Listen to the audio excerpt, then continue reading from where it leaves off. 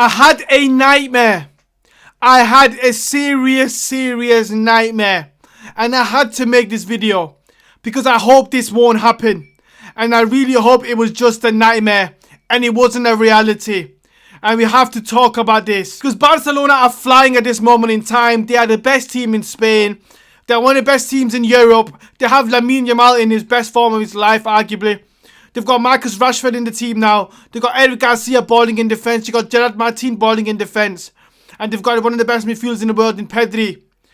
So my question is, can Barcelona win the Champions League this season and finally get the 6th Champions League? Because that was my nightmare. And with Real Madrid stalling, with other teams in Europe not having the best season like PSG, and of course Arsenal only being the standout team in this world, Man City are not great either. Do Barcelona have the chance to win the Champions League? And that is one of the worst things that could happen for Real Madrid, because Real Madrid are having an all-timer season again in terms of low, as last season was. Barcelona winning La Liga, of course the Copa del Rey last season, and also the Supercopa, which of course is a domestic treble. But apart from that, Barcelona of course fell short to Inter in that semi-final, which was heartbreaking for Barcelona and their fans, of course.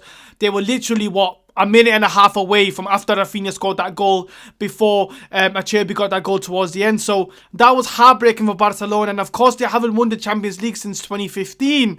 So can Barcelona finally do it this season? It will be very interesting to see. Of course, we know there are issues with Barcelona. And look, it's apparent this season as well. The high line is still an issue for Flick's side. Now, of course, against the better teams like Real Madrid in that first game in October, in El Clasico, against other teams as well. They have suffered against Chelsea as well. They have suffered against teams who can attack you well in transition. So the high line will always be an issue. And Hansi Flick, of course, has always said that he wants to die by that idea because, of course, with that, high line comes his pros, but also comes his cons. But what you get with the high line is incredible attack, because when they are, have that high line, they're able to press from the front with Rafinha, Lamine Yamal, and Rashford, Ferran Torres, and Lewandowski when he wants to be. So, yes, of course, high line does cause issues defensively. And look, Barcelona are going to create chances, and Barcelona are also going to concede chances the other way. And that's the issue that Barcelona keep having last season in the big games, is they're going to keep conceding chances.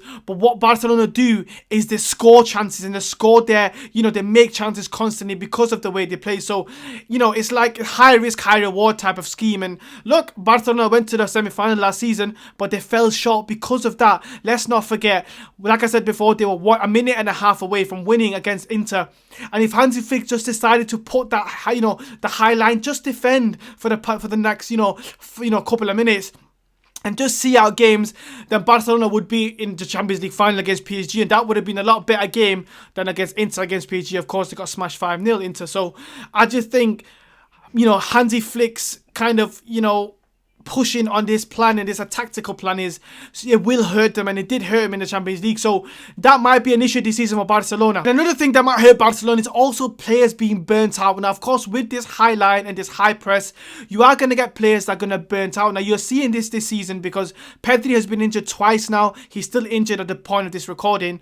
And of course, Barcelona have got Atletico on Thursday. They will miss Pedri. And also Rafinha now is injured again. Now, of course, they did say it was a minor overload, but again, that is continuing on with what I'm saying. Players are getting burnt out because of the high intensity that this kind of game is. And what Hansi Flick has done for this team is amazing. He has made Rafinha one of the best players in the world in terms of numbers, the most efficient players. And I've said it before, this guy is arguably Barcelona's best player, because when it comes to numbers and games, in the big games, this guy always scores and makes an assist. And these things you can't cheat. Now look at Real Madrid, for example. Real Madrid in the big games have the better players on paper, but they're not able to do it. So there's a mentality thing, there is a coaching thing, and that's what Flick has nailed down with Rafinha. And last season, this was an issue with the burnt out thing, because towards the end of games last season, Barcelona looked really tired and leggy, even against Real Madrid in the Copa del Rey final, where Barcelona, kind of won it towards the end, but they did look really leggy and tired towards the end of the games. And this is what can happen towards the end of the season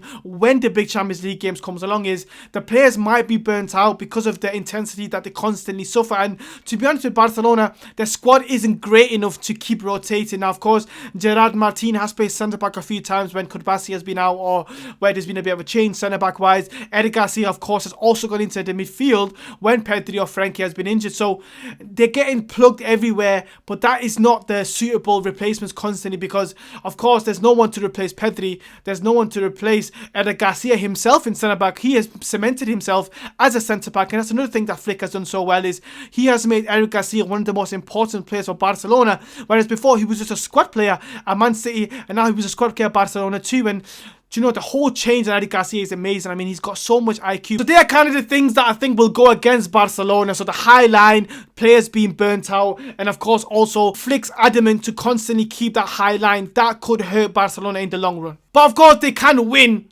because they have an incredible attack.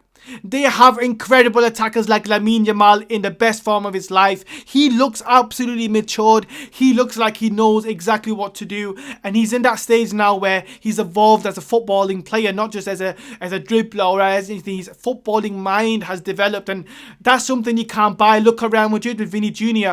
He has had the best moments out of any of these Barcelona players in the last 3-4 years, but his IQ isn't there. Kylian Mbappe himself, I mean, Kylian Mbappe scores a lot of goals, but his IQ isn't there either. You can't teach these things, guys. These things can't be taught. This is just born with you, and then you have great coaching around you to then implement and make that, you know, into a consistent thing on the pitch. And that's what Barcelona have got nailed down. And even players like Ferran Torres having the best goal-scoring career, you know, of his life sort of thing. So Barcelona have got that nailed down. And of course, Pedri having a great season, injury aside, he controls games excellently. Frankie de Jong is also having one of his best seasons for Barcelona.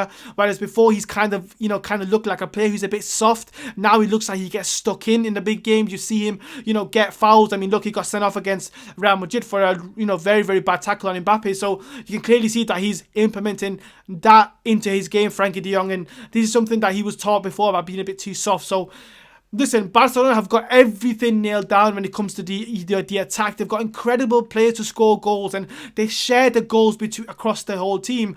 Real Madrid, Mbappe's got 39 goals. The second player is Vini Jr. on 6 goals. So there you go. There you can see the discrepancy between the teams. Now, if you look at Barcelona, it's all spread out between. Now, of course, Rafinha has missed out quite a bit, but Lamine Yamal's on 9 La Liga goals. Ferran Torres is on 11 or 12, 13 La Liga goals. This is all together, and this is a team that creates for each other, not as individuals like Real Madrid. And of course, in Europe, there will be a lot of transitions for Barcelona to go and punish teams the same way as teams will punish Barcelona, because of course, in Europe, you're not going to get teams that sit in a low block.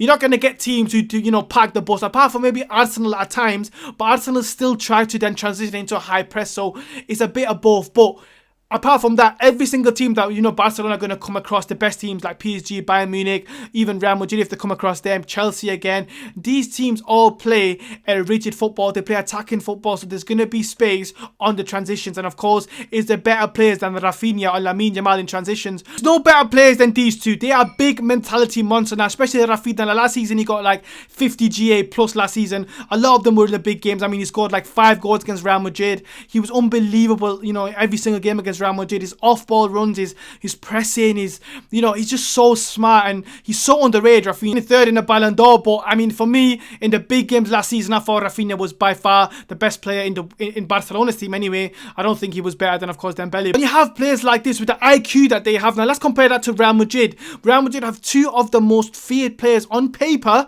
in terms of their qualities. They're quick, explosive, they can get in behind you, and they're good at goal scoring in terms of Mbappe, but they don't work in the big games. Why? Because they don't have that mentality, they don't have that IQ. One thing about Rafinha is he doesn't look amazing on paper, but he's just so smart. I've watched so much football to understand this guy. He's unbelievable at what he does, and he gets into the right areas and he finishes it the right way. Lamine Yamal is developing that nature as well. His dribbling ability now, the way he comes central, the way he, you know, stays out wide, everything is a complete package now. And on the transition, these two are unbelievably smart. Even guys like Ferran Torres, amazing. Rashford, of course, being in there as well, which is a great transitional player because of how quick he is. He's a powerful runner. So Barcelona have all the ingredients with Hansi Flick's tactics. Of course, they could get hurt, you know, defensively. They got João Garcia to sort them out there and keep them, you know, in the games. Of course, let me know your thoughts in the comments. Barcelona fans, do you think you could win the Champions League this season? Are you confident? Of course, it's been over 10 years, so you desperately need to win it soon. And Real Madrid fans, are you as worried as I am?